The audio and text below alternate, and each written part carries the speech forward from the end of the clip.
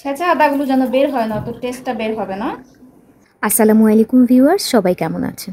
প্রচণ্ড গরম পড়ছে, এমন একটা শরবত আজকে করে দেখাবো যেটা মুহূর্তেই আপনাকে সতেজতা এনে দেবে। এর নাম lemon mint refreshment water. Viewers, 2 glass পরিমাণ পানীয়ের জন্য আমি এখানে নিয়েছি খানিকটা আদা কুচি, লেবু নিয়েছি এরকম ছোট করে পিস করে কাটা 10 টুকরো, নিয়েছি খানিকটা পুদিনা, আর এখানে 2 পিস লেবু নিয়েছি গার্নিশের জন্য, আর নিয়েছি খানিকটা চিনি, পিঙ্ক সল্ট এবং রক সল্ট অথবা বিট লবণ। পিঙ্ক সল্টের পরিবর্তে সাধারণ লবণও ব্যবহার করতে পারেন।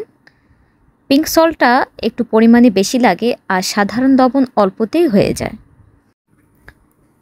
ভিউয়ার্স, এখানে একটা জিনিস দেখিয়ে দিচ্ছি। আমি যখন বাগান থেকে পুদিনা সংগ্রহ করি তখন পুদিনাগুলোকে দীর্ঘদিন এভাবে বক্সে সংরক্ষণ করি। 20 থেকে 25 দিন এটা দিব্যি ভালো থাকে। পুদিনা সংরক্ষণের একটা ভিডিও চ্যানেলে দেয়া থাকবে, আপনারা চাইলে সেখান থেকে দেখে নিতে পারেন।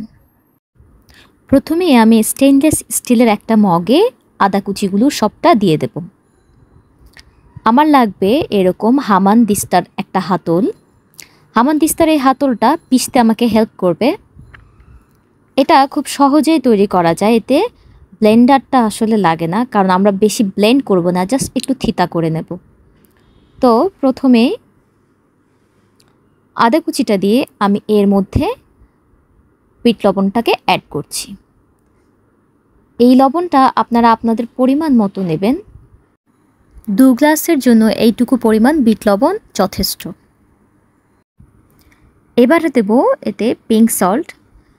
পিঙ্ক সল্টটা এরকম করে আমি 2 চা চামচ পরিমাণ দিয়ে দিচ্ছি। এবারে হামান দিস্তার হাতলের সাহায্যে আদাটা ছেঁচে নিলাম। এখন দিচ্ছি পুদিনা পাতা।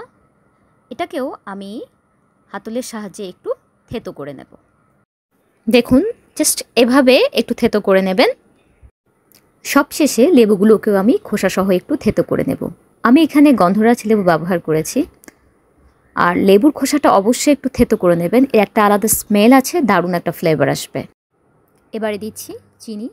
চিনিটা 1 গ্লাসের জন্য 2 চা চামচ পরিমাণ ব্যবহার করবেন।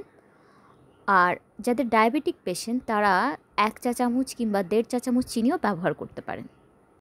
তবে পারফেক্ট টেস্ট আসবে 1 গ্লাসের জন্য 2 চা চামচ পরিমাণ চিনি ব্যবহার করলে। ভিউয়ার্স, লেবুর খোসাটা থেতো করার সময় অনেকে হয়তো ভাবছেন যে আপনার শরবতটা তিতা হয়ে যাবে, কিন্তু না, লেমন গ্রাইন্ডের একটা আলাদা স্মেল আছে যেটা শরবতে খেতে দুর্দান্ত লাগে। তবে খেয়াল রাখবেন যেন কাগজে লেবু না হয়, আর খুব বেশি থেতো করবেন না।